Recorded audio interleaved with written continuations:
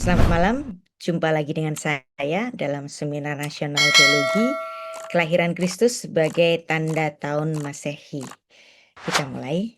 Beshem Ha'af, Ve'aben, Viruah HaKodesh, Ha-Elohim Echad. Di dalam nama Bapa dan Putra dan Roh Kudus, Allah yang Esa. Amin.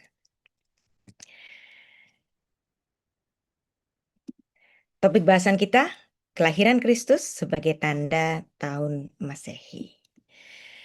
Dan kita akan membukanya tentang satu perenungan. Ketika dunia mengubah kalendernya. Ada satu keputusan dalam sejarah yang sepertinya senyap, tidak banyak orang di dunia ini menyadarinya, namun dampaknya menembus ribuan tahun. Keputusan yang membuat seluruh dunia, dari tahta suci Vatikan di Roma hingga ke padang pasir Arab, dari kuil-kuil di Asia sampai ke kota-kota modern, seluruh dunia yang tidak mengenal Allah hari ini, ada satu sistem penanda waktu yang menandai waktu dengan satu pusat yang sama. Dan tahun itu disebut sebagai tahun Masehi. Tahun ini masuk pada tahun 2026. Tapi penamaan tahun Masehi, yaitu Mesias, ini dari siapa?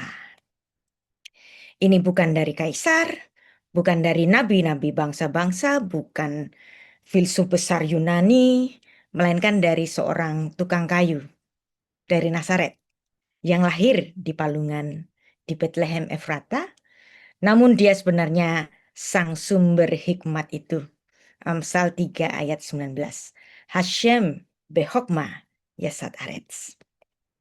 Yang lebih ajaib lagi, bahkan mereka yang tidak percaya kepadanya, seorang ateis sekalipun, menghitung hari-harinya dengan kalender yang ditandai oleh kelahiran Sang Mesias, Al-Masih, yaitu kalender Masehi. Dalam bahasa Latinnya dikenal dengan kalender Anno Domini, yang artinya tahun Tuhanku. Romantis sekali kan kedengarannya, tahunnya Tuhanku. Jadi dunia ini entah sadar atau tidak bernafas dalam ritme waktu gereja. Pertanyaannya, bagaimana mungkin sebuah kalender rohani menjadi kalender global? Sebagaimana Allah memakai sejarah, bahkan perhitungan matematis seorang biarawan abad ke-6 Masehi untuk menandai waktu sebelum dan sesudah Kristus. Sebelum Kristus lahir ditandai dengan BC, sebelum Masehi, before Christ. Dan kemudian tanda Yesus lahir yaitu tahun Masehi atau Anno Domini. Inilah kisah ketika dunia mengubah kalendernya. Namun sesungguhnya Allah sedang menulis ulang sejarah waktu manusia. Bayangkan, seluruh dunia dari timur sampai barat, dari bangsa beriman sampai mereka yang menyebut dirinya ateis, menandai hari demi hari mereka dengan kalender yang sama. Kalender yang berakar dari kelahiran satu pribadi, yaitu Yesus Kristus, Isa Al-Masih, Yeshua HaMashiach. Tahun 1 Masehi bukan sekedar angka. Ia menandai titik balik sejarah. Sebelumnya ada before Christ, BC, sesudahnya Anno Domini, tahunnya Tuhan kita. Dunia yang plural, penuh ideologi, budaya, agama yang berbeda, tanpa sadar hidup di bawah ritme waktu yang ditentukan oleh gereja. Ini tentu bukan kebetulan. Dan inilah misteri yang halus tapi agung. Ada campur tangan Allah dalam sejarah manusia. Bahwa waktu pun tunduk pada kelahiran Sang Firman. Hari ini kita bersama akan merenungkan bagaimana mungkin dunia yang menolaknya tetap memakai kalender yang berasal dari dia. Maka ketika dunia mengubah kalendernya, yaitu perjalanan menelusuri bagaimana kelahiran Kristus mengubah cara manusia menghitung waktu selamanya. Bahkan sampai hari ini selamanya. Nah, ini pernah saya bahas dalam suatu podcast di We Talk Lifehouse Community ketika dunia mengubah kalendernya. Anda bisa nanti melihatnya di YouTube. Dan kita akan mendalami dari apa yang kami bicarakan di podcast itu mengenai sistem kalender dunia. Sekarang ini ya, 2026. Ada kalender Jawa. Sekitar 1958 atau 1959. Dan kalender ini bersifat lunisolar. Dan kemudian berubah murni menjadi murni lunar saja. Sejak Sultan Agung pada tahun 1633. Kemudian ada kalender Hijriah. Ini adalah kalender lunar murni. Masuk pada tahun 1448. Ini lunar murni. Kemudian ada kalender Ibrani 86. Ini adalah kalender dalam hitungan lunisolar. Jadi ada gabungan antara lunar dan solar. Sistem bulan dan sistem matahari. Kemudian ada kalender Tionghoa yang mirip dengan kalender Ibrani, masuk pada tahun 4723. Ada juga kalender Yunani Attika, masuk pada tahun 2786. Ada kalender Romulus yang dari mulanya sebenarnya kalender Masehi ini berasal. Nah, itu masuk pada tahun 2778. Ada kalender Julian ya, tahun 2026 sama-sama dengan kita hari ini, dan juga kalender Gregorian tahun 2026. Dan perbedaan antara kalender Gregorian dan kalender Julian itu sekitar 13 hari. Nah, dan kita perlu bersyukur, kita perlu berbangga bahwa ada salah satu Romo dari Jesuit namanya Romo Bayu Risanto. Dan seperti tadi yang sudah kita bahas bahwa gereja yang berasal dari gereja Katolik Roma yaitu kalender Masehi itulah yang kita pakai di sini. Semua negara-negara ya itu punya kalendernya sendiri-sendiri. Tetapi dalam kalender sehari-hari mau nggak mau mereka menggunakan kalender yang sama. Dalam hitungan waktu, hitungan perbankan, hitungan mengenai kalender sehari-hari dan juga dokumen-dokumen resmi dari setiap orang di seluruh dunia ini hari ini menggunakan kalender yang sama yaitu kalender Masehi. Nggak peduli dia agama A atau B atau bahkan seorang ateis, semuanya menggunakan kalender dari Gereja Katolik Roma. Dan Gereja Katolik Roma masih menjadi pusat iman dan juga pusat ilmu. Gereja masih menjadi penentu astronomi dunia. Kalender Masehi Anno Domini atau disingkat dengan AD menjadi penanda waktu dunia. Romo Christophorus Bayu Risanto adalah seorang imam Katolik dari Serikat Yesuit asal Indonesia yang dikenal sebagai ilmuwan di bidang meteorologi dan ilmu atmosfer. Dan penghormatan ini memang tidak berkaitan dengan penghitungan kalender atau astronomi waktu, tapi berkaitan dengan prestasi riset sains itu sendiri. Dan penghargaan ini diberikan atas kontribusinya pada ilmu atmosfer sehingga gereja memberikan satu penghormatan kepadanya, ada nama asteroid dengan label 752403 dengan nama seorang Romo yang berasal dari Indonesia, Bayu Risanto, 2015 PZ. Nah, Jadi kita lihat di sini gereja masih menentukan ilmu astronomi dunia dan kita patut bersyukur salah satu ilmuwannya berasal dari Indonesia. Nah, nama asteroid Bayu Risanto diabadikan untuknya pada tanggal 14 Januari 2026 sebagai nama resmi sebuah asteroid di sabuk utama orbit Mars dan Jupiter. Dan penamaan ini merupakan bentuk penghargaan ilmiah internasional atas Romo Bayu di bidang ilmu pengetahuan khususnya dalam prediksi cuaca numerik dan permodelan atmosfer. Dan di sini Romo Bayu menunjukkan bahwa iman dan sains dapat bersinergi sekaligus membawa nama Indonesia ke dalam katalog astronomi internasional. Kita patut bersyukur. Selamat buat Romo Bayu Risanto. Nah, sekarang kita akan membahas mengenai tahun 2026 dalam kalender Gregorian atau tahun 5786 Jewish Calendar.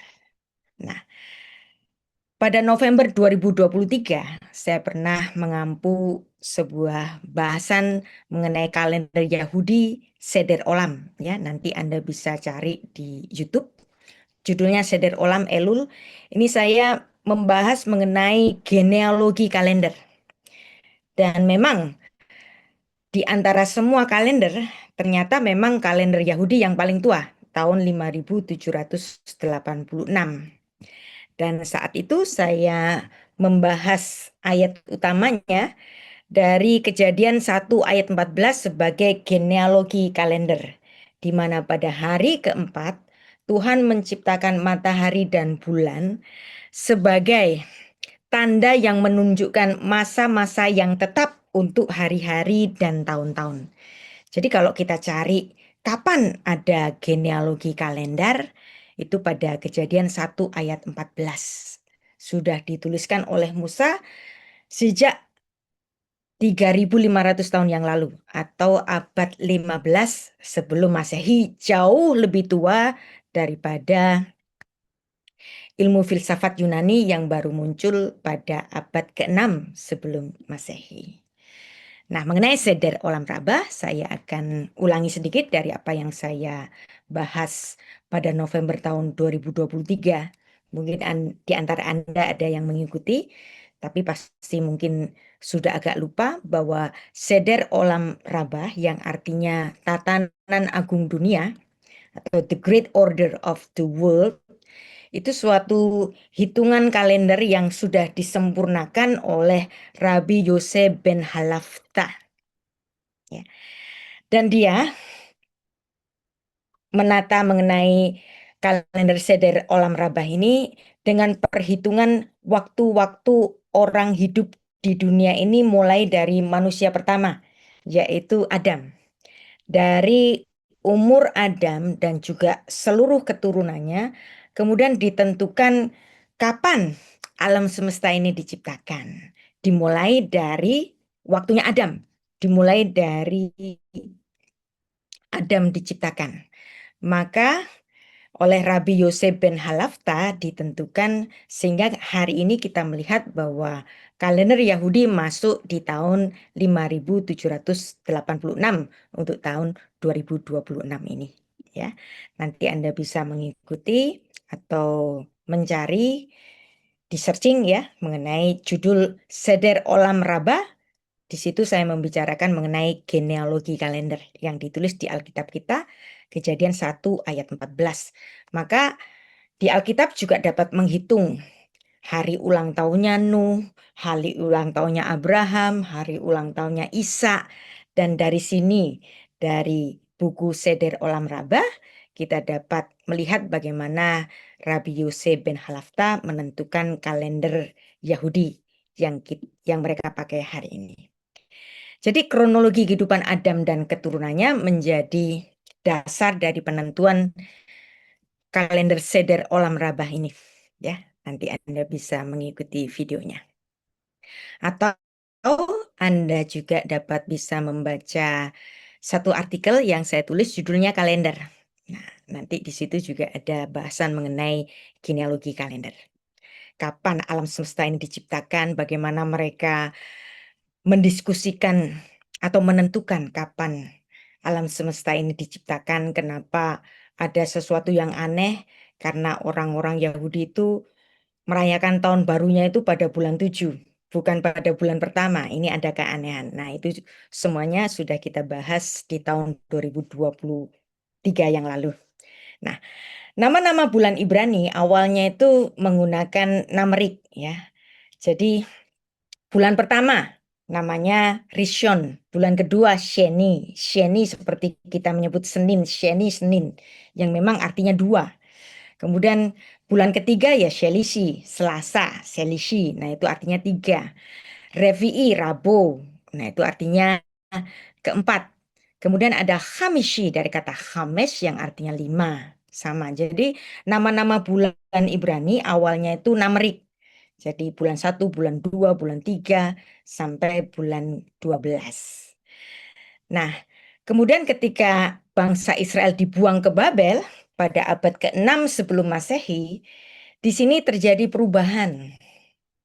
Bahwa dulunya kalender Yahudi yang lunar secara murni, kemudian menjadi lunisolar. Dan ini menyerap budaya Babilonia. Makanya kemudian bulan-bulannya juga berganti, nama-nama bulannya berganti. Bulan pertama yang awalnya Rishon menjadi Nisan.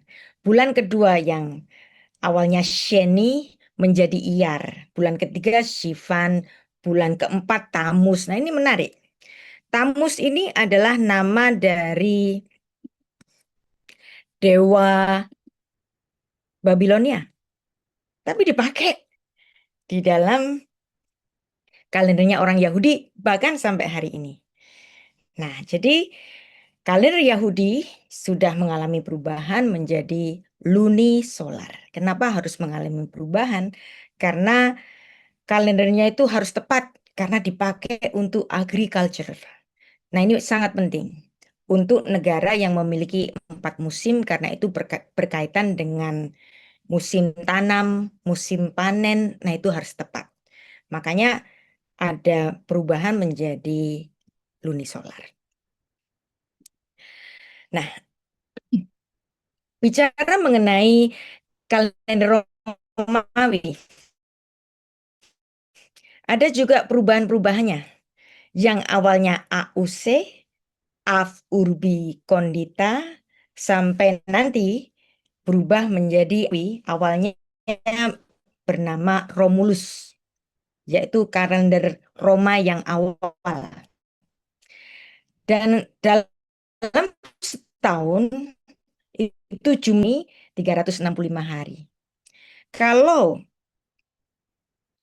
hanya punya 10 bulan, 304 hari, maka pastilah di 4 musim itu kemudian terjadi pergeseran-pergeseran. Nah, kemudian Pompeius menambahkan 2 bulan. Ya, yang awalnya 10 bulan kalender Romulus menjadi ditambahkan 2 bulan menjadi kalender Julian, yang kemudian berubah menjadi 365 hari, dan untuk leap year tahun kabisat 366 hari, atau dirata-ratakan 365,25 hari. Dan setiap 4 tahun ada tambahan 1 hari saja, yaitu 29 Februari. Baru kemudian ada harmonisasi lagi. Pada tahun 1582, pada zamannya Paus Gregorius, dilakukan perubahan atau harmonisasi, dan dari situlah muncul yang namanya kalender Gregorian yang kemudian menjadi kalender global. Jadi kalender dunia, kalender gereja ini menjadi kalender dunia, menjadi kalender global dimulai pada tahun 1582. Dan walaupun nanti ada perpecahan antara gereja mula-mula dengan adanya skisma besar sejak tahun 1054. Nah, di situ menimbulkan sentimen yang terjadi di kemudian hari juga, pada saat Paus Gregorius menentukan adanya kalender baru, yaitu kalender Gregorian, yang berisi harmonisasi mengenai perubahan, mengenai equinox, supaya hari Paskahnya ini tepat berada pada mula datangnya musim semi, ya. Tetapi gereja ortodoks di sini, karena memang sudah terjadi skisma sejak tahun 1054 Masehi, untuk kalender liturgi mereka masih menggunakan kalender Julian. Walaupun sehari-hari juga orang-orang ortodok juga menggunakan kalender Gregorian, tapi untuk kalender liturgi mereka tetap menggunakan kalender Julian.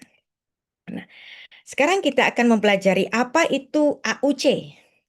Tahun AUC, Av Urbi Condita.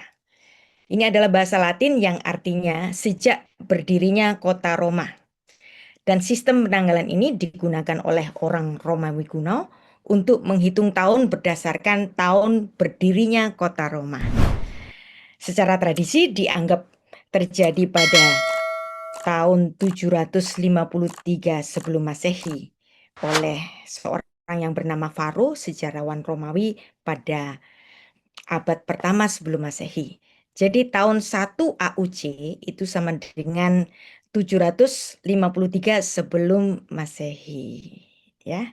Jadi kalau tahun 2026 ini artinya tahun 2779 untuk tahun AUC hari ini. Nah, dari AUC kemudian masuk ke Anno Domini. Dan ini terjadi pada abad ke-6 Masehi. Ada seorang biarawan bernama Dionysius. Pada sekitar tahun 525 Masehi, ia menetapkan sistem penanggalan baru untuk menentukan waktu kelahiran Tuhan Yesus dan Paskahnya orang Kristen. Ia nggak mau pakai tahun AUC karena itu adalah tahunnya Kaisar Romawi. Karena ia menganggap bahwa tahun ini terlalu pagan, maka ia ingin menggantinya menjadi sistem Anno Domini. Perhatikan, Dionysius dari Exiguus ini adalah seorang rahib gereja Latin. Dan kalau tahun 525 Masehi ini sebelum terjadinya skisma besar yang nanti baru terjadi pada tahun 1054 Masehi. Dan saat itu pada abad ke-6 Masehi ini Dionysius ingin membuat satu tatanan hitungan kalender yang baru berdasarkan kelahiran Yesus Kristus yang dia sebut sebagai Anno Domini Nostri. Nostri Yesu Kristi, artinya tahun Tuhan kita, tahun Tuhanku Yesus Kristus. Dengan sistem ini, tahun kelahiran Yesus Kristus ditetapkan sebagai tahun 1 AD, tahun 1 Anno Domini. Dan memang nggak ada tahun 0 kan. Nah, jadi langsung ke tahun 1 Masehi dan tahun 1 sebelum Masehi. Nah, tahun 1 sebelum Masehi ditetapkan dengan before Christ. Sehingga kenyataannya, ya ini menarik.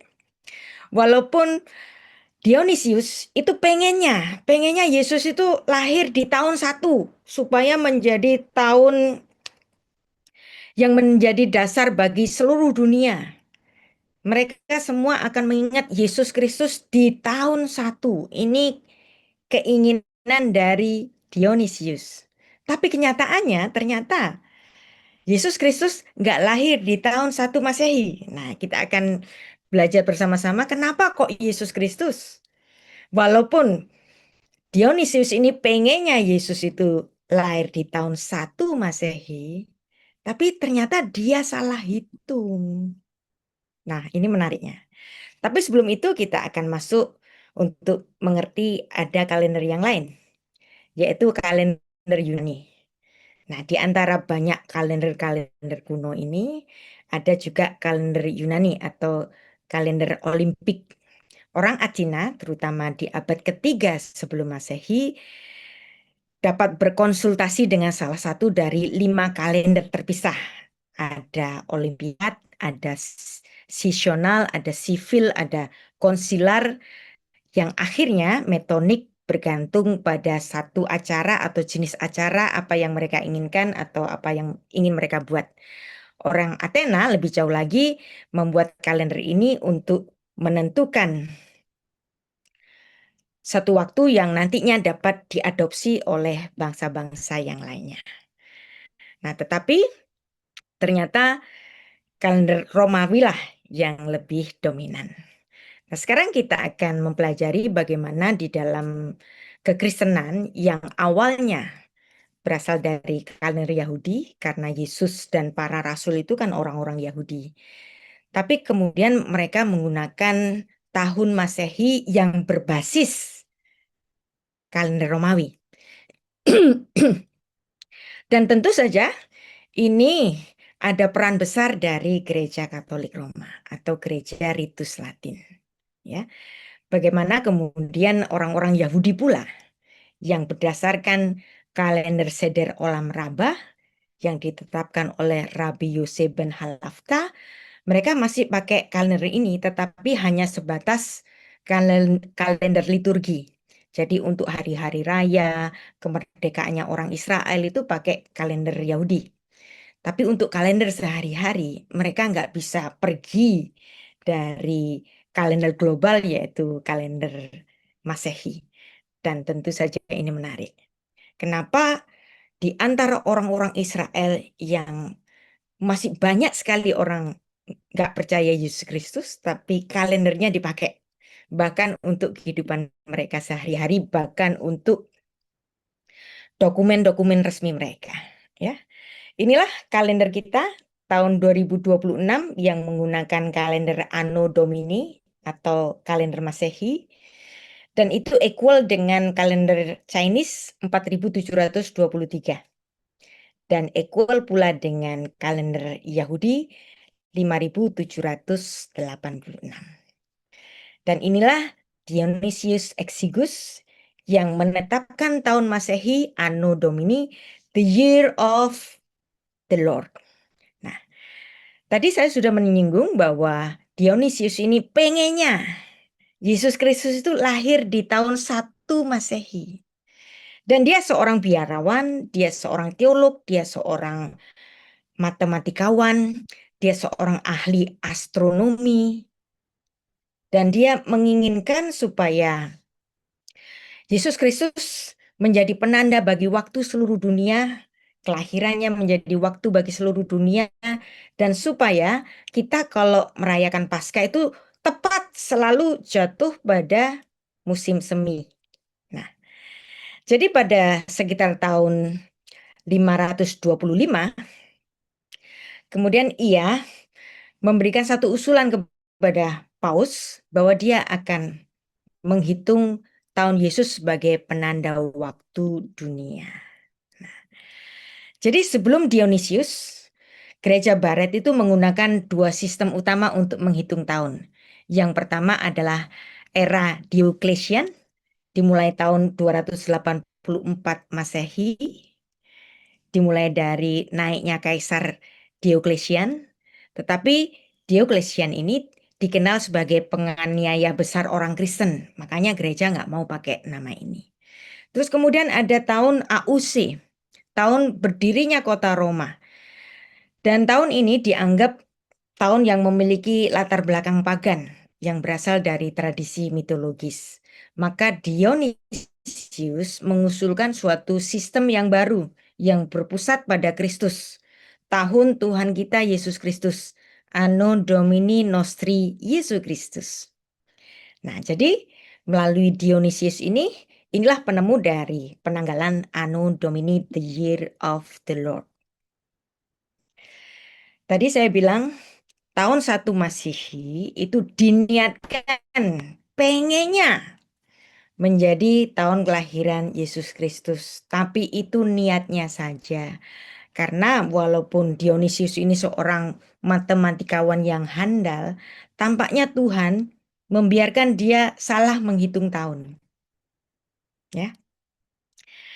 Dionysius sebenarnya pengennya tidak sekedar membuat sistem matematis, tapi dia ingin menciptakan kerangka waktu yang teologis.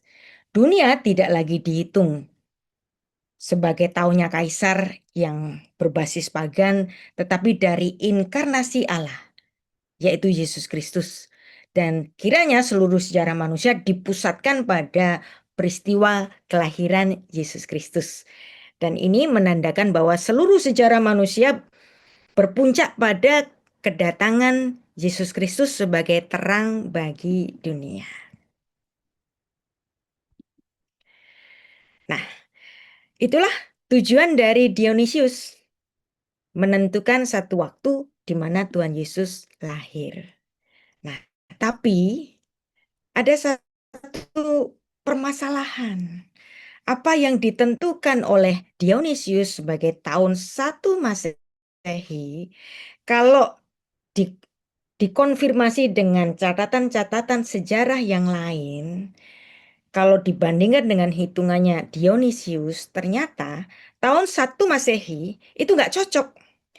Karena kalau dihitung dengan sejarah yang ditulis oleh Yosefus, kematian Herodes Agung itu terjadi pada tahun 4 sebelum Masehi.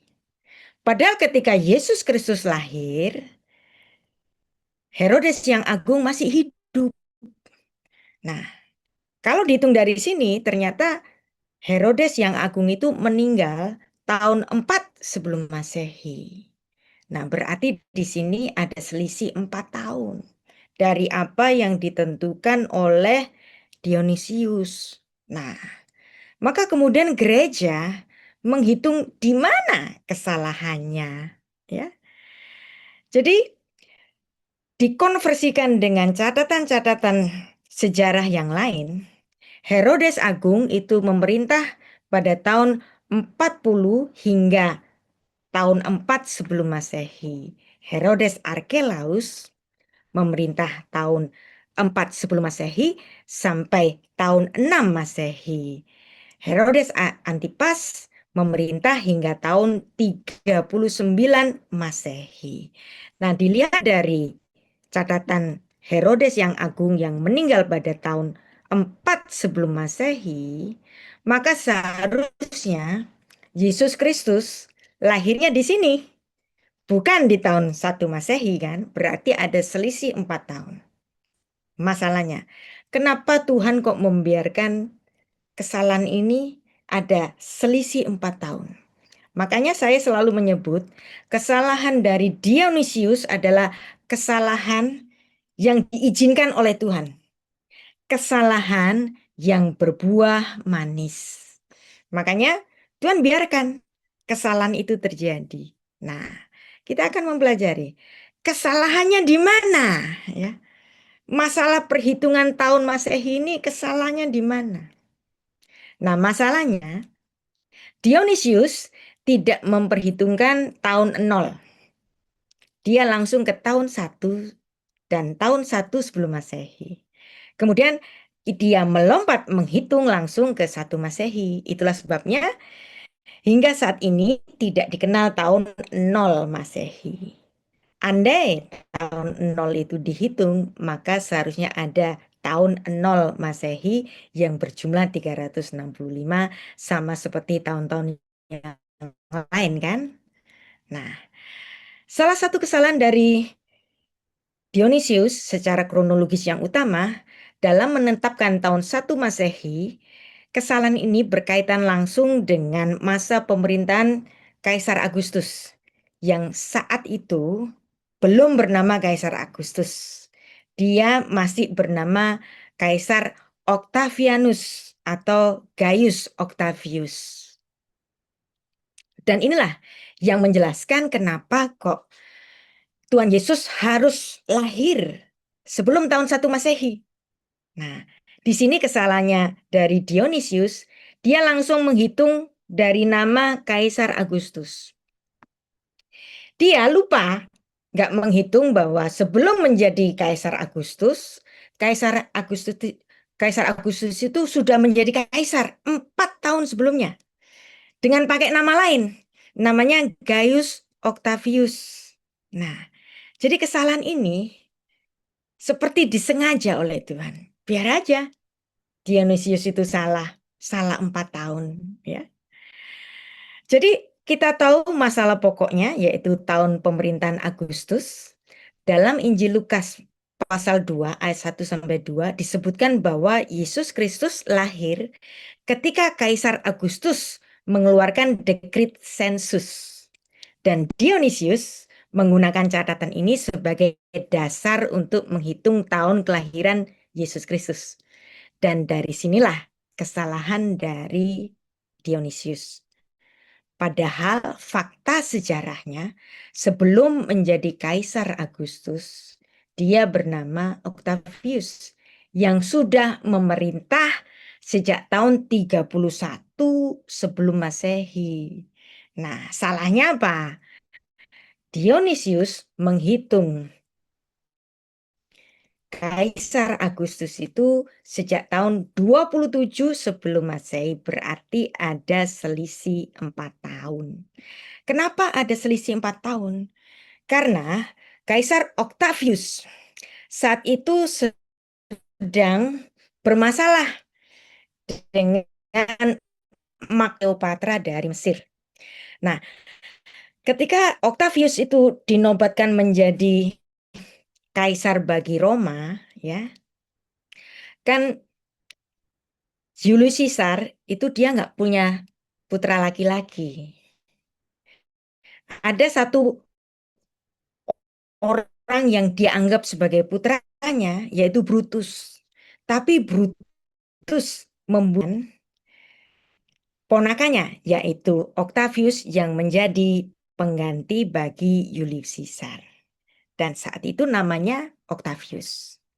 Baru kemudian ada satu klaim. Klaim dari Cleopatra yang dia menyatakan memiliki putra laki-laki dari Julius Caesar. Berarti ada keturunan yang lebih legitimate daripada Octavius yang hanya ponakannya dari Julius Caesar. Maka disitulah terjadi perang besar antara Cleopatra yang dibantu oleh jenderal Romawi namanya Mark Antony, dan terjadilah perang saudara. Dan saat itu perang dimenangkan oleh Octavius. Ketika Octavius menang dari perangnya melawan Mark Antony dan Cleopatra bunuh diri dan juga dia membunuh anaknya sendiri, barulah kemudian Octavius ini mengubah namanya menjadi Kaisar Agustus. Jadi sebelum menjadi Kaisar Agustus, dia sebenarnya sudah ruling Romawi selama 4 tahun sebelumnya. Nah, ini yang nggak dihitung, atau lupa dihitung oleh Dionysius, padahal dia ahli matematika. Tapi kalau Tuhan berkehendak, biarpun dia orang pinter, dibiarin salah. Dan saya melihat kesalahan ini berbuah manis. Ya, akibatnya apa?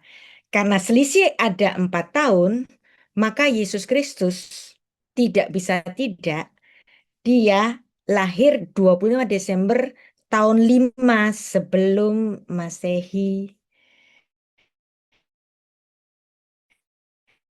Sehingga nanti kalau Tuhan tahun 30 Masehi. Dan dari sini kita melihat bahwa Yesus Kristus mati di kayu salib dalam tahun yang genap, yaitu tahun 30 Masehi. Bukan tahun 33 Masehi, bukan tahun 34 Masehi.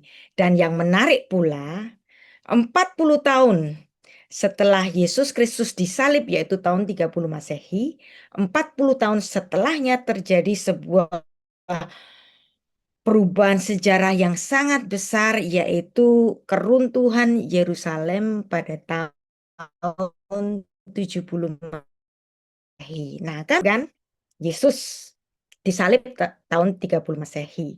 40 tahun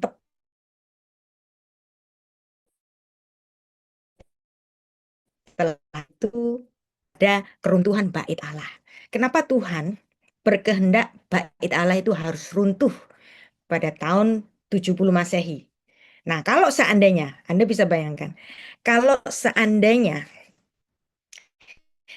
Yesus Kristus itu lahir di tahun Masehi, lahir di tahun 1 Masehi, berarti dia harus meninggal, mati di kayu salib tahun 33,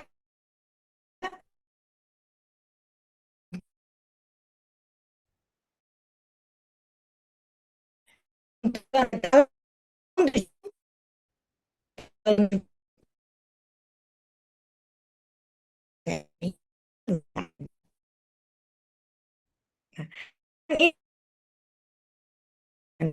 sejarah lainnya. Ada di luar Alkitab yang memperkuat hal ini. Josephus dalam Antiquities of the Jew, buku ke-17, chapter yang ke-6 sampai ke-8. Dan Injil Matius menyebut Herodes itu masih hidup. Herodes Agung itu masih hidup saat Tuhan Yesus lahir. Matius pasal 2. Yang artinya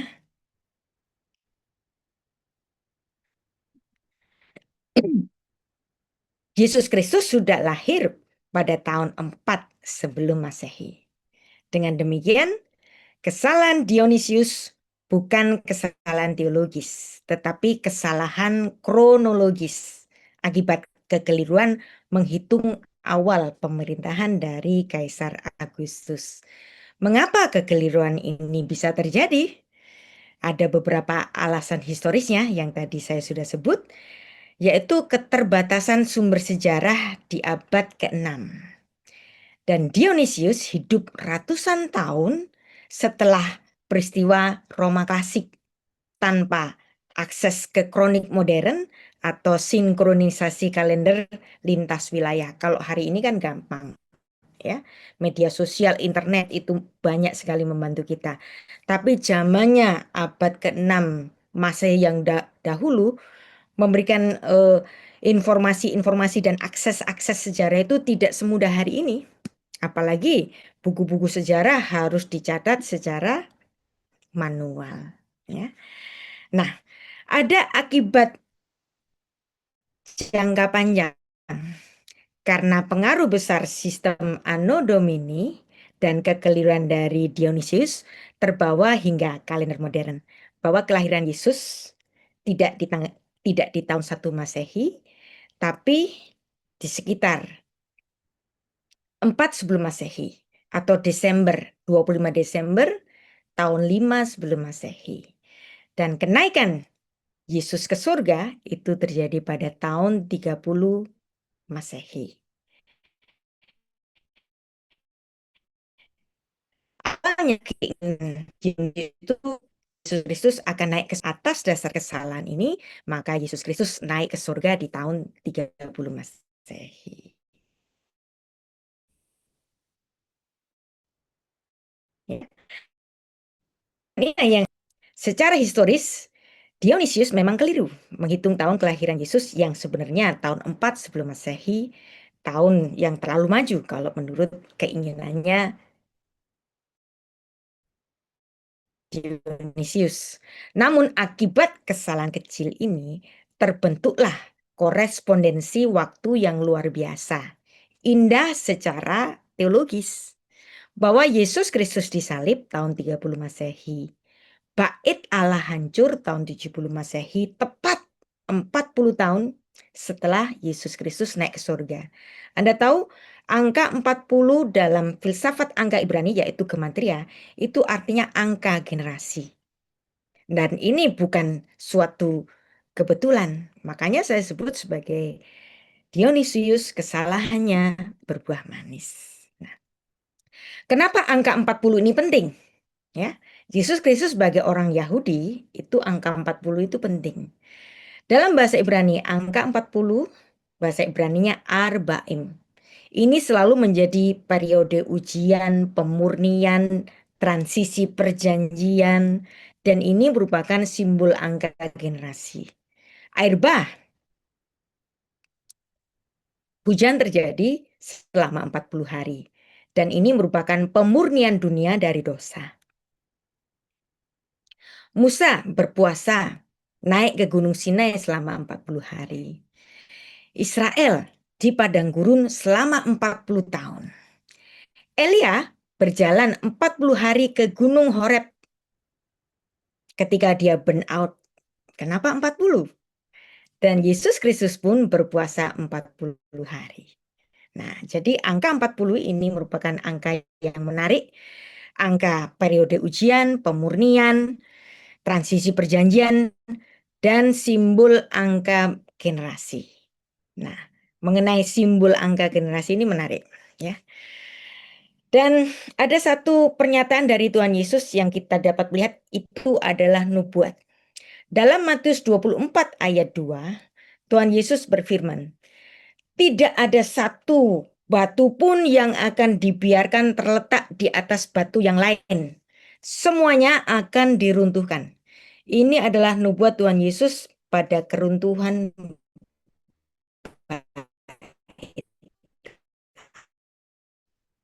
Jika Tuhan Yesus di Yerusalem hancur, bait Allah menjadi punah, itu tahun 70 Masehi. Maka masa di antaranya yaitu 40 tahun. Dan angka 40 tahun ini juga bisa bermakna masa kasih karunia.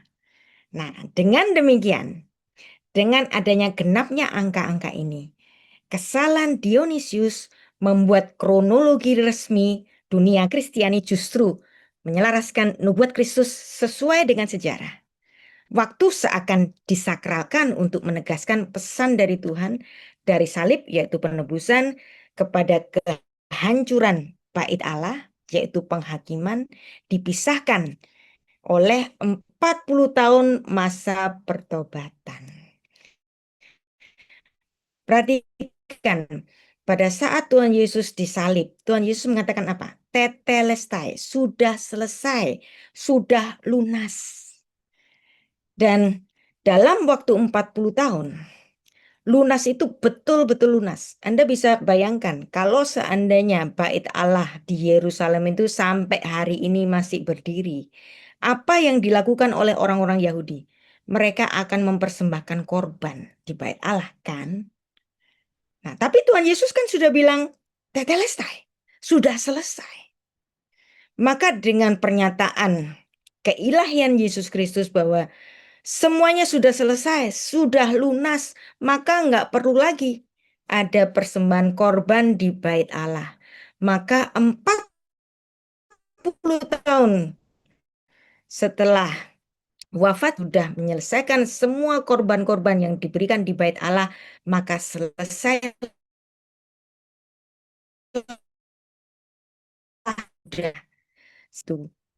Nah, makanya sebagai seorang Kristiani, saya tanya, apakah orang Kristen perlu mendukung berdirinya bait Allah ketiga di Yerusalem? Perlu nggak sih? Kalau berdasarkan dari pernyataan Yesus Kristus sudah selesai, pembangunan bait Allah ketiga nggak ada penting-pentingnya buat kita. Karena ketika Israel membangun bait Allahnya yang ketiga, apa yang akan mereka lakukan? Mereka akan mempersembahkan korban di bait Allah yang Tuhan Yesus sendiri sudah mengatakan sudah selesai. Makanya saya bilang berdirinya Masjidil Aqsa di Yerusalem itu pasti tidak lepas dari kehendak Tuhan. Believe it or not. Nah, inilah makna mistagogis, misteri, yaitu sot. Jika kita memandangnya dalam kacamata filsafat Ibrani dan liturgi gereja, sejarah itu bukan kebetulan, melainkan narasi profetis yang diorkestrasi sendiri oleh Tuhan. Dionysius tanpa sadar menempatkan sejarah dunia pada garis waktu keselamatan, timeline of redemption. Kesalahan aritmetika menjadi harmoni teologis. Waktu manusia diselaraskan dengan waktu ilahi, kronos menjadi kairos. Nah, dalam tradisi rabbinik dan kekristenan awal, beberapa rabi juga menafsirkan kehancuran bait Allah itu tahun 70 Masehi sebagai tanda akhir dari siklus ilahi. Karena pada zaman Musa sampai kehancuran bait Allah, ada di kedua pola jubilim tertentu dalam konteks Yesus, kehancuran itu dimaknai sebagai akhir dari sistem korban yang berdarah. Sebab korban sejati, yaitu kematian Sang Mesias di kayu salib, telah menutup atau menyelesaikan semuanya itu. Jadi kesalahan Dionysius justru menyusun ulang kalender dunia agar selaras dengan siklus penebusan dari Golgota hingga akhir sistem korban. Jadi saya senang ketika Dionysius itu salah 4 tahun. Karena ini kesalahannya berbuah manis. Dan Anda tahu, sebenarnya Israel pada zamannya Tuhan Yesus, orang-orang Israel sudah menubuatkan kehancurannya sendiri dalam kurun waktu 40 tahun. Di mana itu ditulis? Ditulisnya dalam Matius 27 ayat 11 sampai 25. Pada saat itu Yesus Kristus diperhadapkan dalam suatu sidang. Kita baca ayatnya, ayat 11. Lalu Yesus diperhadapkan kepada wali negeri. Dan wali negeri bertanya kepadanya, yaitu Pilatus ya. Engkaukah raja orang Yahudi? Lalu jawab Yesus, engkau sendiri yang menyatakannya. Ayat 12, tetapi atas tuduhan yang diajukan imam-imam kepala dan tua-tua kepada dia, ia tidak memberi jawab apapun. Ayat 13, maka kata Pilatus kepadanya, tidakkah engkau dengar betapa banyaknya tuduhan saksi-saksi ini terhadap engkau? Ayat 14, tetapi ia tidak menjawab satu kata pun sehingga wali negeri sangat heran. Karena, ayat 15, telah menjadi kebiasaan bagi wali negeri untuk membebaskan satu orang hukuman pada tiap-tiap hari raya Paskah atas pilihan orang banyak. Dan pada saat itu orang nggak milih Yesus orang Nazaret, tapi mereka milihnya Yesus Barnabas, Yesus Barabas. Ya. Nah, Anda tahu ketika Pilatus itu mengatakan, aku nggak mendapatkan kesalahan orang ini. Dan apa yang dilakukan oleh Pilatus? Pilatus kemudian tidak mau dipersalahkan atas pemberian hukuman kepada orang yang dianggap tidak bersalah. Dan kemudian apa yang dilakukan oleh Pilatus? Dia minta air. Itu namanya dalam tradisi Yahudi disebut dengan netilat yadayim. Dia minta air untuk cuci tangan. Dan ini bukan ciptaan dari Pilatus, tapi ini adalah kearifan lokal Yahudi bahwa Pilatus tidak mau dipersalahkan dengan kematian Yesus Kristus yang dia pandang tidak bersalah. Dan apa yang terjadi? Mereka mengatakan kepada Pilatus, biarlah darahnya ditanggung oleh kami dan anak kami. Ya. Nah, jadi ini kita lihat di sini di ayat 24. Pilatus mengatakan, aku tidak bersalah terhadap darah orang ini. Itu urusan kalian sendiri. Ya. Bandingkan ini, jadi Pilatus itu tahu hukumnya orang Yahudi yang dicatat di dalam hukum Taurat, Ulangan 21 ayat 7, netilat yadaim. Bahwa dia menyatakan suatu amar keputusan, aku tidak bersalah kepada kesalahan orang ini, darahnya orang ini, itu ditanggung atas kalian, itu urusan kamu. Maka dia kemudian cuci tangan, tidak mau dipersalahkan. Itu hukum yang namanya netilat yadaim. Atau juga dikenal dalam rukun Islam yang disebut dengan wudhu. Jadi Pilatus melakukan wudhu di hadapan orang-orang Israel, dia tidak mau dipersalahkan dengan kematian dari Yesus Kristus di kayu salib. Karena pelaksana hukuman mati itu harus dilaksanakan oleh pemerintah Romawi sebagai penguasa sivil. Ya. Jadi itulah netilat yadayim yang dilaksanakan oleh Pilatus. Dan kemudian apa reaksi dari orang-orang Yahudi ketika Pilatus menyatakan ketidakbersalahannya kepada putusan hukuman mati bagi Yesus Kristus. Ayat 25, menarik ya. Seluruh rakyat itu siapa? Orang-orang Yahudi yang ada di Yerusalem. Seluruh rakyat itu menjawab, biarlah darahnya ditanggungkan atas kami dan anak-anak kami. Bicara mengenai kami dan anak kami, ini orang-orang Yahudi sedang bicara mengenai generasi. Jadi darahnya Yesus Kristus atas kesalahan, atas penghukuman mati kepada Yesus Kristus, biarin kami yang nanggung dan anak kami yang menanggung. Bicara mengenai kami dan anak kami itu bicara mengenai generasi. Dalam filsafat Ibrani, angka generasi itu 40 tahun. Wow. Dan benarlah apa yang terjadi.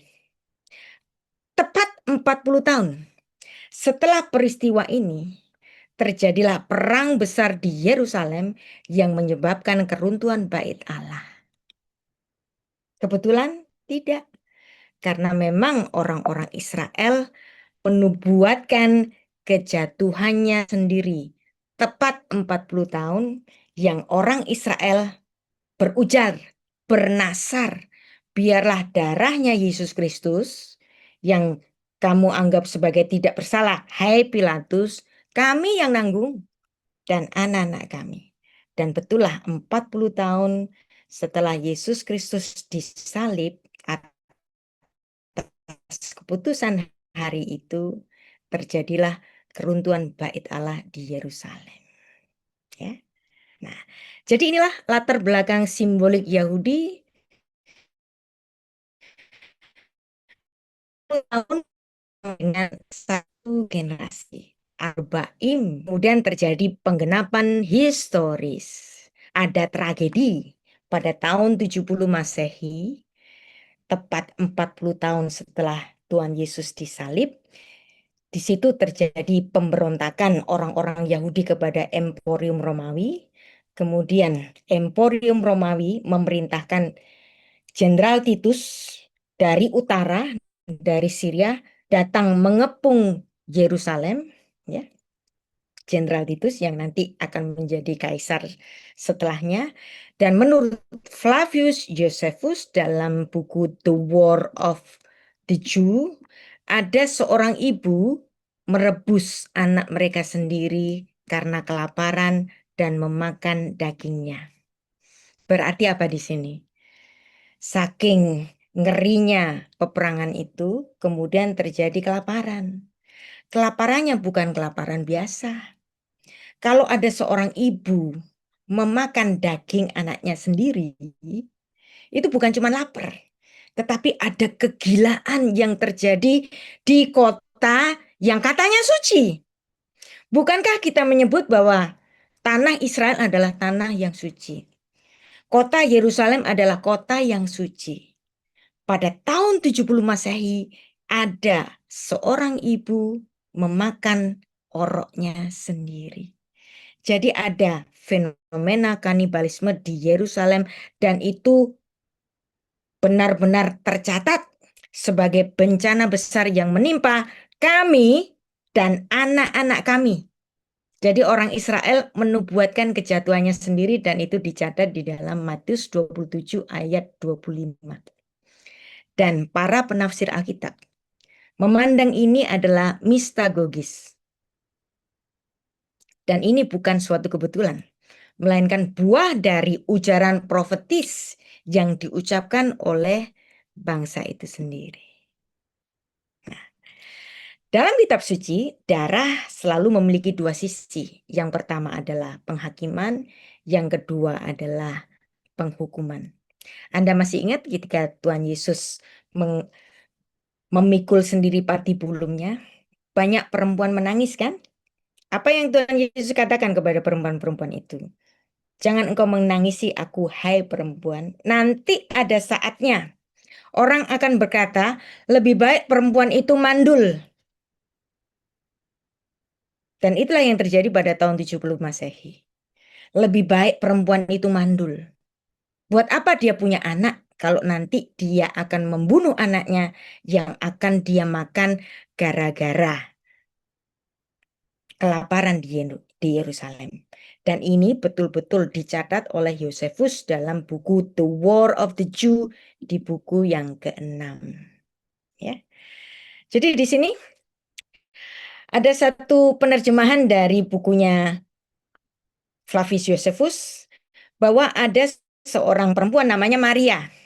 Dia anaknya Eliezer. Eliezer ini adalah satu orang terkaya di Yerusalem.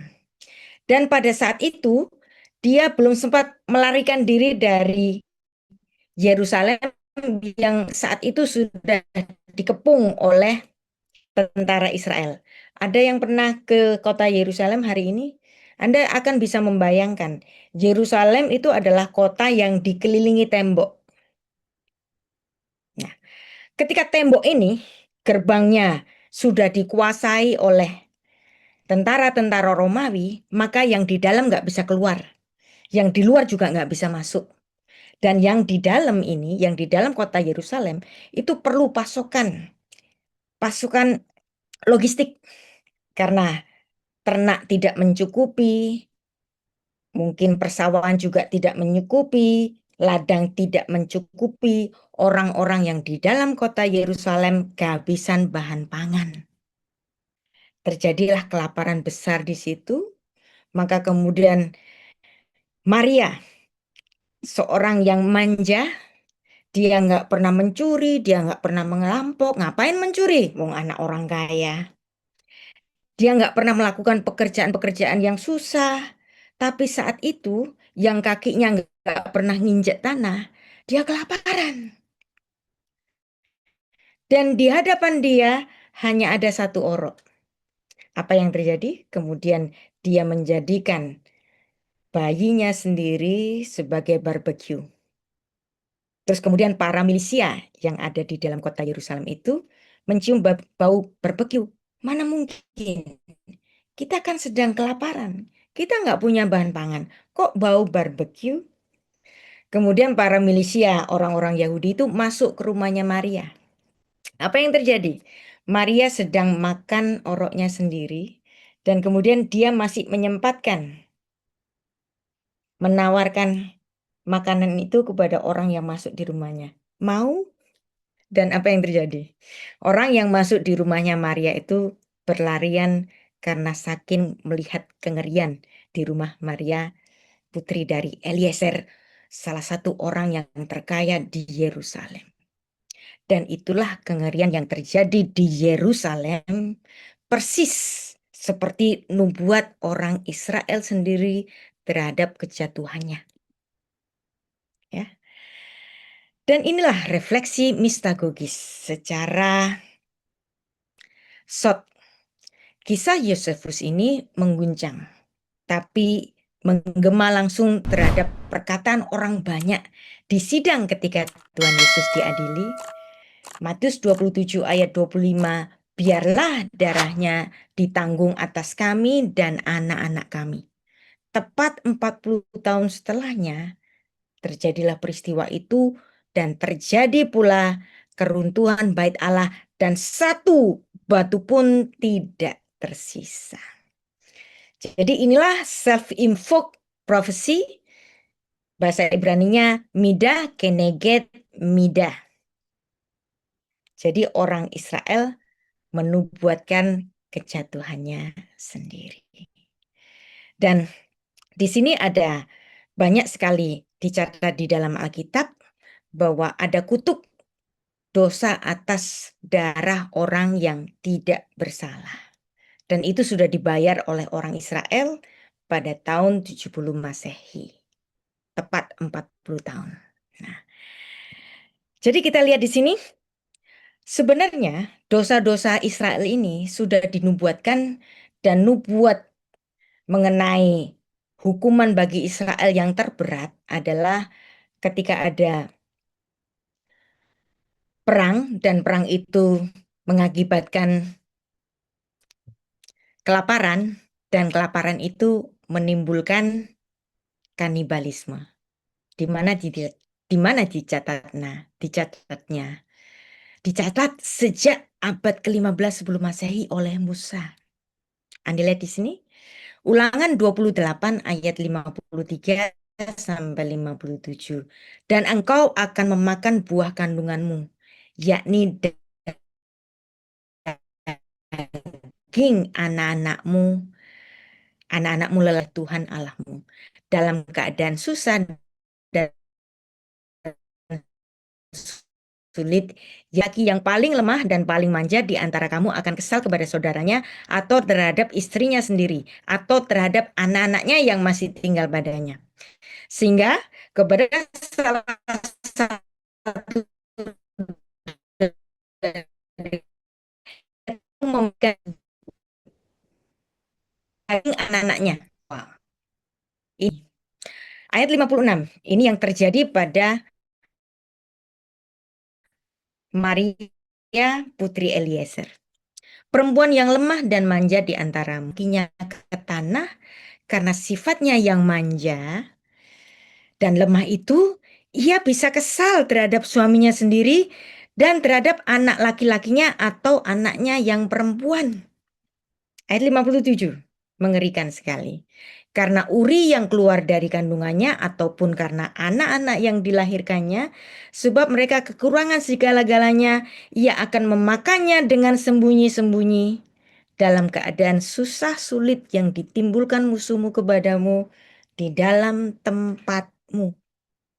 Jadi, apa yang terjadi pada keruntuhan Yerusalem ini, hukumannya sudah ditulis dalam kitab.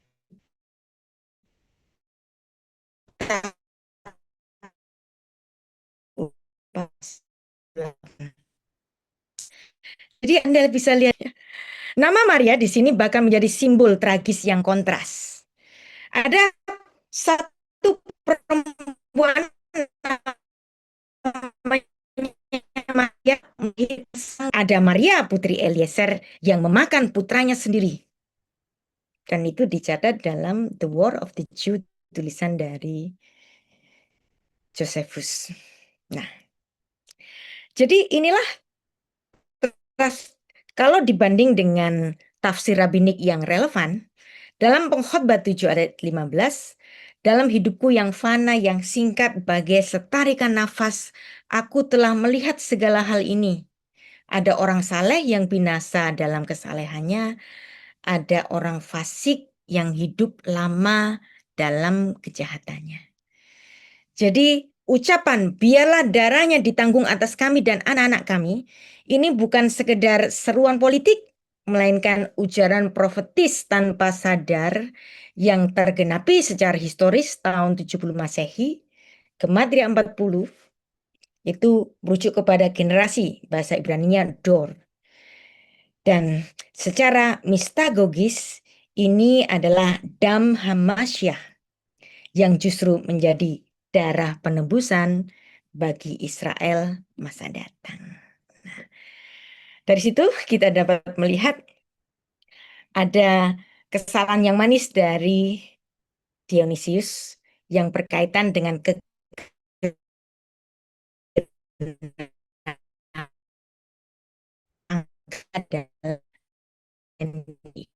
Nah, sekarang yang berbeda ya, kita akan bahas ini. Yang pertama adalah sistem kalender Julian. Yang kedua adalah sistem kalender Gregorian. Kenapa kok harus diadakan harmonisasi lagi? Karena ada sedikit kesalahan. Karena adanya penanggalan yang tidak tepat pada titik tepatnya equinox yang merujuk kepada musim semi yang seharusnya terjadi pada hari raya Paskah. Maka kemudian diadakan suatu pembetulan sistem. Terjadi pada tahun 1582 pada zamannya Paus Gregorius. Di sini menarik. Khusus di bulan Oktober ini, setelah tanggal 4, itu langsung loncat ke tanggal 15. Berarti ada perbedaan sekitar berapa hari? Sekitar 10 hari ya. Ya. Jadi atau 11 hari. atau ada yang mengatakan 13 hari. Dan inilah yang membuat satu perbedaan dari kalender Julian masuk ke kalender Gregorian. Itulah yang menyebabkan kenapa Natalnya kalender dari gereja Ritus Latin, termasuk Protestan, itu kan mengikuti kalender Ritus Latin. Maka kita bersama-sama merayakan Yesus Kristus yang lahir 25 Desember untuk kalender Gregorian. Dan orang-orang Ortodoks merayakan hari Natal Yesus Kristus sama-sama tanggal 25 Desember, tapi kalender Julian yang kalau dikonversikan pada kalender Gregorian itu terjadi pada sekitar tanggal 6 atau tanggal 7 Januari. Nah, sebenarnya sama-sama 25 Desember, tapi hanya sistem kalendernya saja yang berbeda. Jatuhan tu Av Urbi Condita. 1 Masehi sama dengan AUC 754. Dan kemudian dirubah menjadi tahun Masehi oleh Dionysius, bukan menjadi tahun AUC lagi, tetapi menjadi tahun Masehi yang kalau tahun ini masuk pada tahun 2025. Nah, kalender Gregorian yang sudah ditetapkan sejak tahun 1582 ini kemudian menjadi kalender resmi gereja dan terjadi sampai hari ini diikuti oleh seluruh negara-negara, bahkan orang-orang Ortodoks pun mengikuti kalender Gregorian untuk kegiatan sehari-hari. Mereka tetap menggunakan kalender Julian untuk kalender liturgi. Makanya Natalnya bisa beda, Paskahnya bisa beda, terjadi perbedaan sekitar 13 hari. Nah, apakah kalender Gregorian yang sudah ditetapkan di tahun 1582 ini serta-merta terjadi secara serentak? Enggak juga, ya. Kalau di Italia, tentu saja karena dekat dengan Vatikan, maka di tahun yang sama semuanya menggunakan kalender Gregorian sejak tahun 1582. Demikian pula Prancis, Spanyol, Portugal, ya. Prusia itu baru tahun 1500.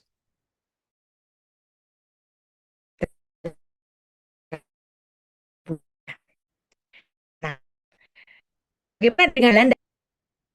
Gregorian itu pada tahun 1700. Jadi nggak langsung, ya, perlu waktu.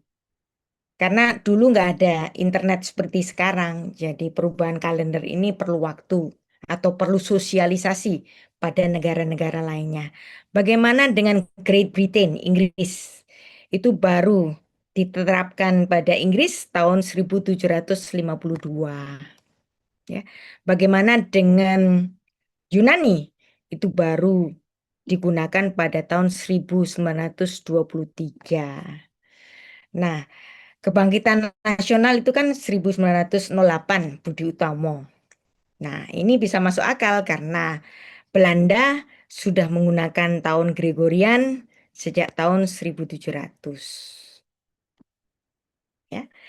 Anda bisa melihat ini nanti di Ensiklopedia Britannica bahwa kalender Gregorian itu tidak secara serempak di tahun 1582, tetapi perlu waktu di negara-negara yang lainnya. Contohnya di sini, Belanda 1700, Great Britain malah agak terlambat. Ya, 1753. Nah, kemudian kaum skeptis bertanya, kalau memang kalender gereja, kenapa nama-nama bulan-bulan kok masih menggunakan dewa-dewa Romawi? Kan biasanya kita ditanyain itu. Katanya kalender gereja, tapi kok masih pakai kalender-kalender dewa-dewa Romawi? Misalnya apa? Ada Januari, berasal dari dewa Janus kan? Nah, jadi kita harus melihat bahwa penggunaan nama-nama bulan yang berasal dari dewa-dewa Romawi dalam kalender Masehi bukanlah karena gereja mengafirmasi paganisme, melainkan karena alasan historis, administratif, dan inkulturatif. Termasuk ketika naskah Perjanjian Baru menggunakan kata theos untuk Allah kan? Padahal kata theos juga digunakan untuk dewa-dewa Yunani. Tapi dalam Alkitab kita, kata theos merujuk kepada Allah Israel kan? Nah, itu bukan berarti kita mengafirmasi paganisme, tetapi dengan alasan historis, administrasi, dan juga inkulturatif. Bahwa memang betul-betul kalender gereja itu berasal dari warisan kalender Romawi kuno. Ini nggak usah kita deny. Yang kemudian direformasi menjadi kalender Julian dan kemudian disempurnakan menjadi kalender Gregorian yang struktur dasarnya tidak diubah, termasuk nama-nama bulannya. Yang artinya, gereja tidak menciptakan kalender dari nol, tetapi mengadopsi sistem sipil yang sudah mapan. Dan ini juga terjadi pada kalender Yahudi. Kalender Yahudi yang awalnya bernama angka-angka kan, Rishon, Sheni, Shelisi, kemudian menjadi apa? Nisan, Iyar, dan seterusnya. Bahkan ada nama Tamus yang adalah dewa Babilonia. Apakah orang Israel menyembah dewa Tamus? Kan enggak juga. Jadi nama-nama itu hanya penanda waktu, bukan berarti mengafirmasi paganisme. Jadi memang ada Januari Janus, ada Maret dari Mars nama dewa, Juni Juno, Juli Julius Caesar, kemudian Agustus Kaisar Agustus. Dan itulah nama-nama bulan yang kemudian diadopsi oleh gereja di dalam satuan tahun Masehi, tahun Nodo adalah inkulturasi, bukan sinkretisme. Fokus gereja memberikan makna baru, bukan nama lama. Ya. Jadi kita dapat melihat Desember menjadi Natal, akhir Maret atau awal April adalah bulan-bulan untuk Paskah. Mei bagi orang Katolik Roma ini adalah bulannya Maria. Makna pagannya itu sudah dikosongkan. Kenapa? Karena alasan praktis dan global. Kalau diganti nama-namanya, itu bisa mengacaukan administrasinya. Dan ini juga bisa menghambat komunikasi global dan juga mengisolasi gereja. Jadi inilah perspektif teologi Alkitab bahwa seperti yang dituliskan oleh Rasul Paulus dalam 1 Korintus 8 ayat 4, berhala itu nggak ada artinya. Yang artinya nama dewa tidak punya kuasa rohani. Jadi biarlah Janus Januari tetap, Mars Maret tetap. Karena Kolose 2 ayat 15 menulis, Kristus telah mengalahkan kuasa-kuasa dunia. Dengan demikian, nama bulan tidak berarti mengikat iman. Nah, dan ini juga terjadi pada kalender Ibrani, ada Tisri, ada Nisan, ada Kislev, ada Tamus. Ini adalah nama-nama Babilonia yang kemudian diserap dalam kalendernya orang Yahudi. Jadi ketika gereja memakai nama bulan-bulan Romawi itu karena warisan sejarah, stabilitas administrasi, prinsip inkulturasi, dan makna rohaninya, kita adalah orang-orang ditebus, maka nama-nama pagan tadi sudah kosong. Tidak ada nilai pagannya yang tersisa. Itulah bagi iman Kristen yang menguduskan waktu, bukan nama bulan, melainkan kehadiran Kristus di dalam sejarah gereja bahkan sampai hari ini.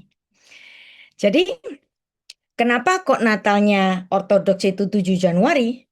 Karena mereka menggunakan sistem kalender Julian yang ada perbedaan sekitar 13 hari, tapi sebenarnya sama-sama 25 Desember.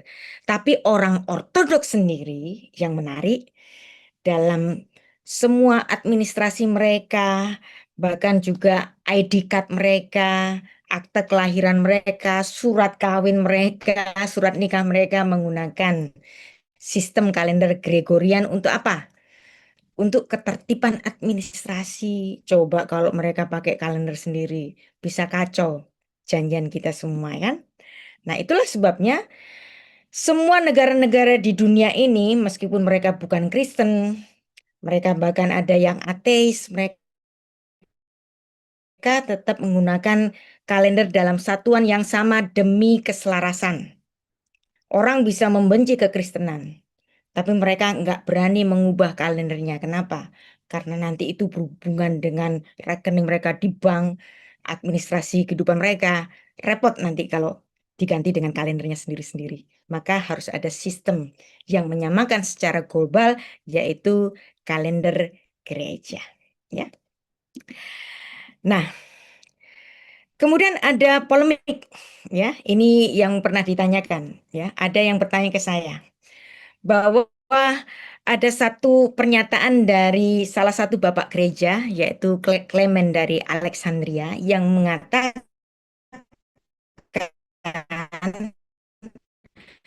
bahwa Yesus bulan Passion, dan ini ditulis dalam buku sejarah The Stromata tahun 185 Masehi, ya.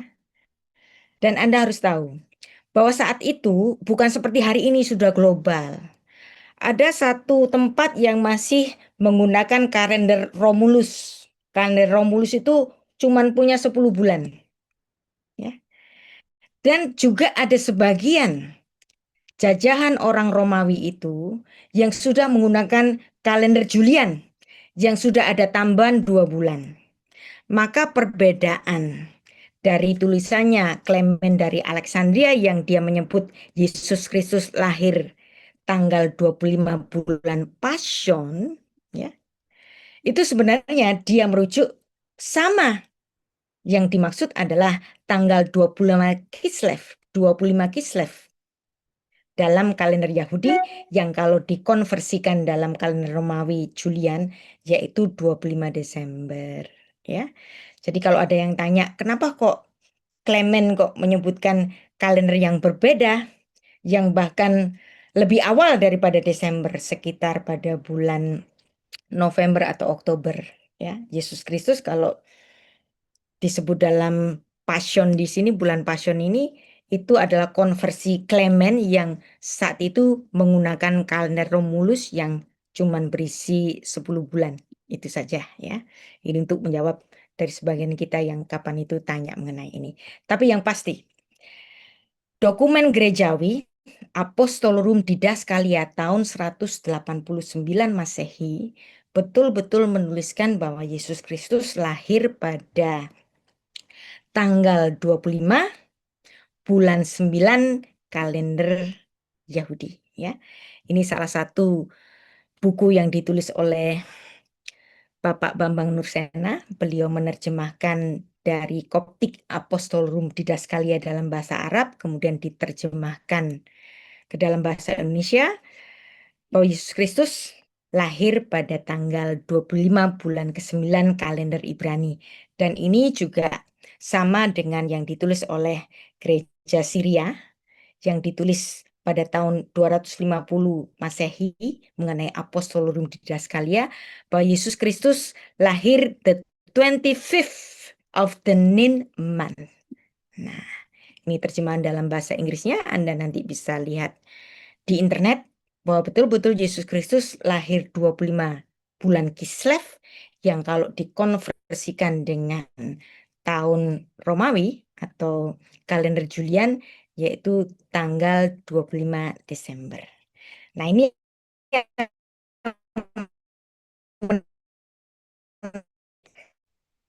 betul, kalender gereja itu selalu memperingati Yesus Kristus yang bangkit dari kematian terjadi pada hari Minggu. Sehingga setiap minggu menjadi misa khusus, ibadah raya. Kenapa? Karena Yesus yang bangkit pada hari Minggu.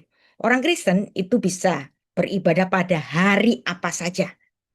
Mulai dari Senin sampai Sabtu, hari Sabat. Hari Sabat pun orang Kristen juga bisa beribadah pada hari Sabat. Tetapi ada yang khusus di antara orang Kristen, bahkan sampai hari ini. Khusus untuk Minggu namanya ibadah raya. Kenapa kok disebut sebagai ibadah raya? Karena hari Minggu adalah hari kebangkitan Yesus Kristus, maka pada setiap hari Minggu orang Kristen pergi ke gereja, itu adalah hari peringatan Yesus Kristus yang telah bangkit dari kematian. Dan inilah kalender gereja yang menjadi kalender internasional, kalender Masehi, Anno Domini, bahkan hari Minggu menjadi liburan rutin mingguan yang nanti ada tambahnya yaitu hari Sabtu. Dan hari Minggu yang disebut oleh Rasul Yohanes dalam Wahyu 1 ayat 10, Kuriake Hemera, hari Tuhanku, seperti kita menyebut hari Minggu Domingo, hari Minggu Domingo, harinya Tuhan. Dan demikianlah, Minggu memang harinya Tuhan, hari Tuhan kita bangkit. Itulah sebabnya kita orang-orang Kristen beribadah raya pada hari Minggu. Dan hari Minggu ini kata lainnya adalah Yom Echad. Dari kata Echad muncul kata Ahad. Jadi hari Ahad, hari Minggu sama saja Yom Rishon sebagai Kuriake Hemera. Karena Yesus Kristus bangkit pada hari Minggu.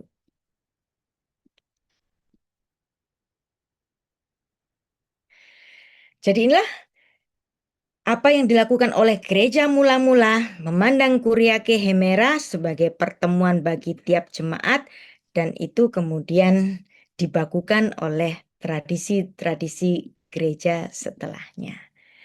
Nah, bagaimana Sabtu itu kemudian menjadi hari Minggu setiap pekan juga ya. Jadi kita bisa berlibur Sabtu dan Minggu.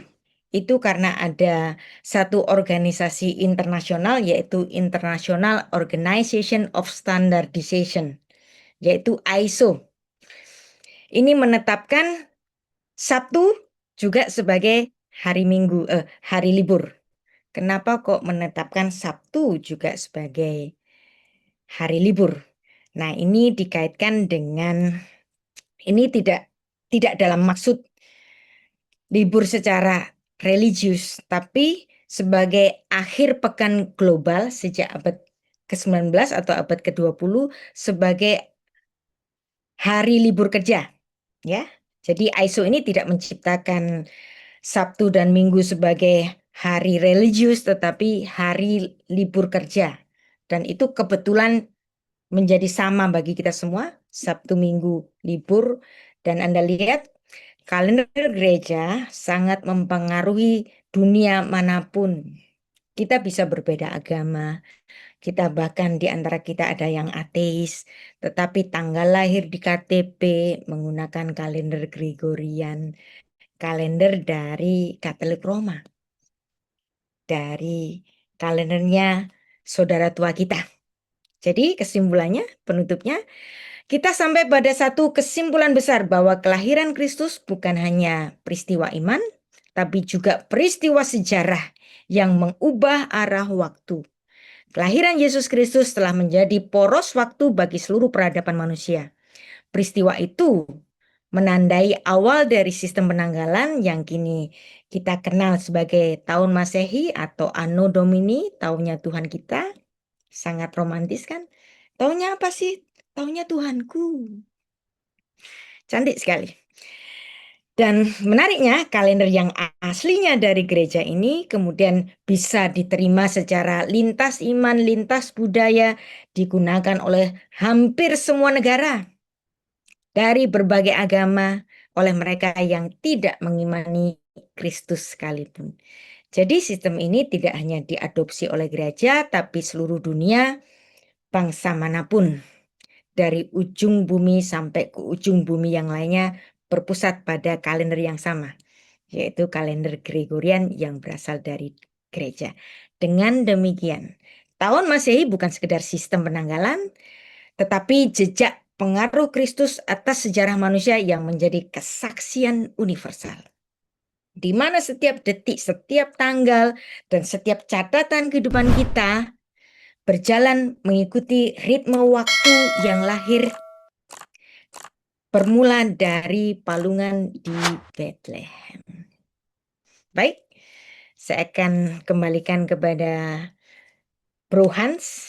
Silakan untuk memandu tanya jawab atau sharing thought. Silakan.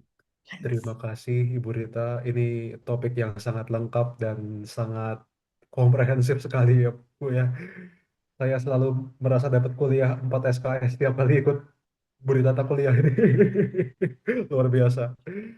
Dan sebelum saya masuk ke sesi tanya jawab, ada pengumuman dari Panitia Circles Indonesia hari Jumat tanggal 13 Februari 2026, satu berapa hari sebelum Imlek.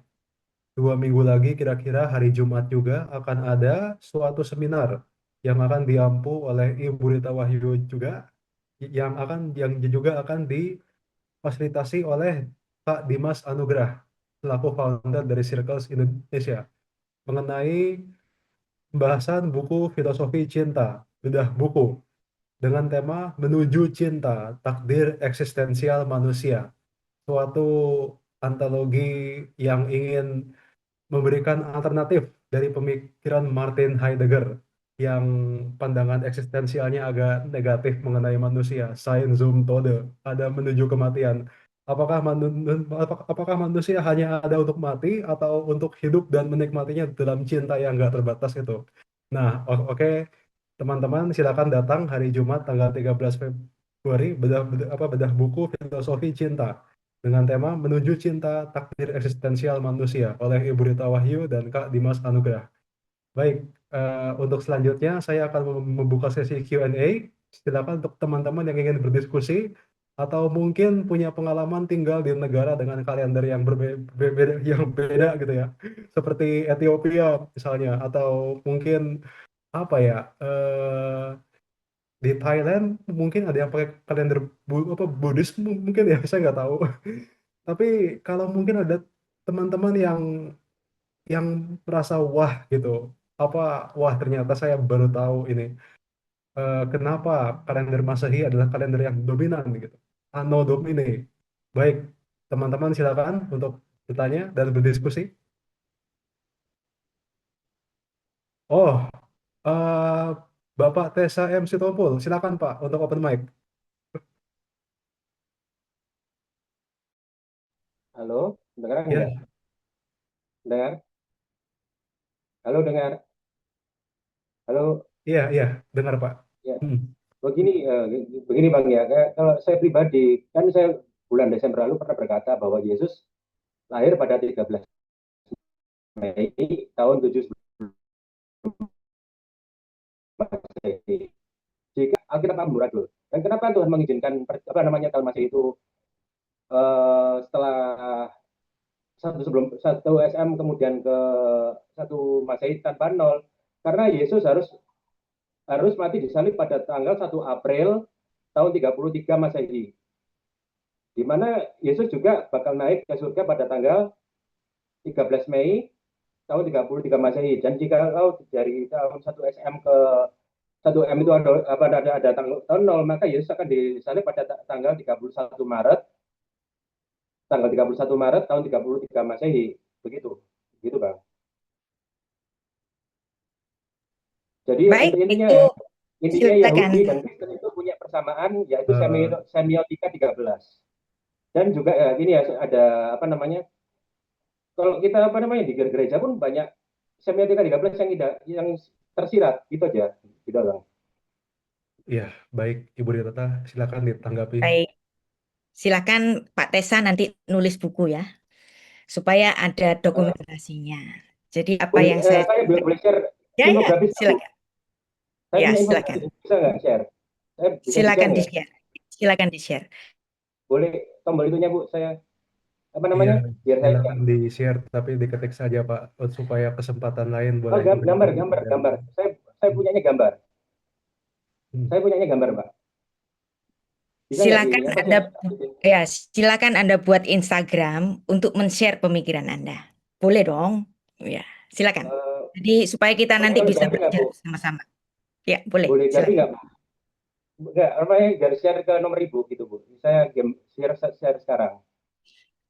Nggak perlu. Anda nanti bikin di medsos aja supaya kita semua bisa baca bersama-sama, ya kan? Nah, baik. eh Mengenai apa yang disampaikan oleh Pak Tesa tadi, ya boleh. People can believe what they want to believe. Itu namanya freedom of faith, ya. Dan apa yang saya sampaikan tadi adalah berdasarkan dari sejarah gereja dan juga Apostolum Didaskalia yang sudah sejak abad kedua menuliskan kelahiran Yesus Kristus yang tentu saja bukan bulan Mei kan. Tadi kita sudah membaca bersama-sama Yesus Kristus lahirnya 25 bulan Kislev kalender Yahudi. Dan itu bukan karangan kita, bukan karangan saya.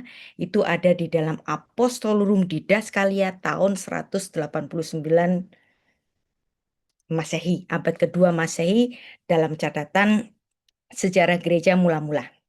Nah, kalau Pak Tesa punya penemuan baru ya boleh dong, ya. Seperti Bayu Risanto tadi yang mempelajari astronomi secara luar biasa diakui oleh Vatikan dan bahkan nama asteroid pakai namanya. Nah, jadi hitungannya dari Pak Tesa tadi silakan dipublish dong, ya. Silakan dipublish. Jadi biarkan kita semua dapat melihat perbedaannya, bedanya di mana, yang betul di mana. Silakan, bebas saja Pak Tesa. Oke, saya kembalikan ke Brohan, silakan. Baik, terima kasih Pak Tessa untuk pemantik diskusinya. Semoga Pak Tessa bisa menulis buku bagi kita semua ya. Dan selanjutnya mungkin saya akan memberikan kepada eh, Pak Roni Sapul yang sudah open cam dan open itu. Silakan open mic Pak. Pak Roni Sapul.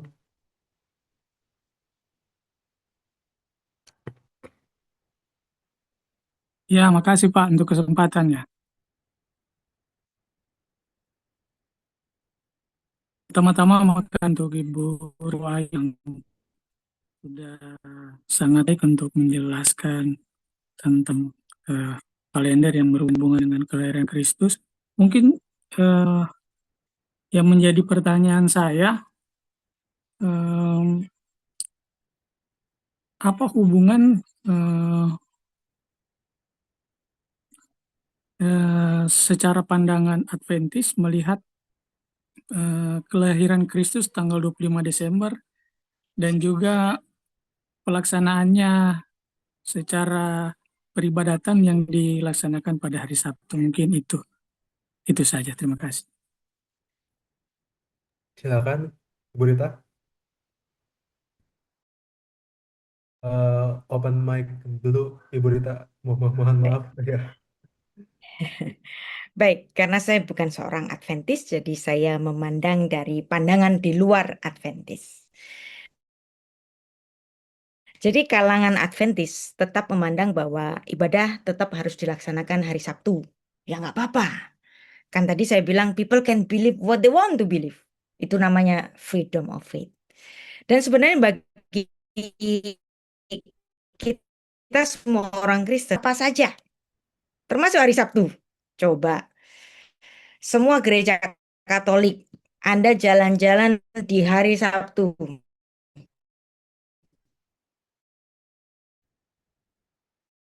Hari Sabtu.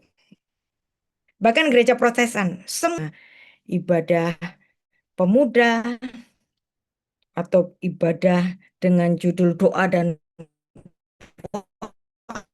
puasa, ada ibadah hari Sabtu. Dan Sabtu tetap Sabtu, Sabat tetap Sabat. Tetapi khusus hari Minggu yang tadi sudah kita pelajari bersama itu ditetapkan sebagai ibadah raya, sebagai peringat. Jadi seandainya Adventis mau beribadah hari Sabtu, ya boleh dong. Karena kita pun, saya pun tiap hari Sabtu itu selalu ada pelayanan loh. Jadi siapa bilang kita nggak beribadah pada hari Sabtu. Begitu Pak Roni. Baik, terima kasih Pak Roni. Semoga bisa memuaskan jawabannya. Ya. Eh, Mungkin Pak Roni boleh menambah waktu untuk bermain ke gereja-gereja lain. Itu baik Semua sekali. gereja hari Sabtu kan ada ibadah. Jadi siapa bilang Kristen nggak beribadah pada hari Sabat, ya kan? Iya, betul, Bu. Yang pasti kita boleh beribadah pada hari Sabtu, hari apa saja. Betul, betul. Baik, untuk selanjutnya saya akan memberikan kesempatan kepada Pak Kukuh Widodo. Silakan Pak untuk open mic. Pak Kuku, silakan. Ya, baik. Halo, selamat malam Ibu yang baik hati dan baik untuk memaparkannya. Tadi saya melihat eh, ada konsistensi tentang perang Zeus ya dengan Matius ya kalau nggak salah ya. Yes. Ya halo, halo, Dengar saya, bisa Pak. mendengar? Ya, Oh dengar Saya ya. bisa. bisa, bisa. Sampai Matius ya. Pada tahun 40 Masehi. Sedangkan Injil Matius sendiri kan, halo, bisa dengar ya? Iya, Maaf. Bisa. bisa Pak, bisa. Oh ya. Pada Injil Matius sendiri kan ditulisnya pada tahun-tahun itu juga. Artinya Injil menerjemahkannya zamannya apa tuh perang Jewish itu, apakah perang Jewish itu menghitungnya katanya tadi menghitungkan melalui dari Injil itu sendiri ya gitu. Oke. Jadinya Ya, bagaimana itu? Makasih kalau baik. bisa menangkap pertanyaan saya. Ya. Jadi mohon tidak salah paham. Jadi apa yang ditulis dalam kitab Injil ya. Di situ saya bicara mengenai kronologi sejarah. Bahwa dengan berdasarkan penghitungan yang secara cermat, ternyata Yesus Kristus lahir pada 25 Desember tahun 5 sebelum Masehi. Ya. Dan kemudian kalau dihitung, berarti ketika Tuhan Yesus disidang, dalam sidang di hadapan Pilatus itu, berarti terjadi tahun 30 Masehi. Dan kenapa ini menggunakan tahun 30 Masehi? Ini juga merujuk kepada tulisan dari Josephus, yaitu Antiquities of the Jew, yang mencatat hari kematian dari Herodes yang Agung. Dan kemudian dia di The War of the Jew itu juga mencatat kronologi sejarah yang terjadi pada Yerusalem yang kejatuhannya dalam hitungan yang cermat itu terjadi tahun 70 Masehi. Nah, kalau kita harmonisasikan dengan catatan di Alkitab kita, yaitu Perjanjian Baru, kalau Yesus Kristus lahir 25 Desember tahun 5 sebelum Masehi, berarti trial atau sidang yang dilaksanakan Yesus sebelum penyalipannya itu terjadi pada tahun 30. Dan ujaran sendiri yang tadi saya katakan sebagai self-invoked prophecy. Nah, itu terjadi 40 tahun setelahnya. Dan itu bertepatan juga dengan catatan sejarah yang lainnya yang ditulis oleh Josephus dalam The War of the Jew tentang kejatuhan Yerusalem. Nah, dari situ muncul angka antara kejadian Yesus Kristus dan kejadian kejatuhan Yerusalem itu 40 tahun. Dan itu merujuk pada Matius 27 ayat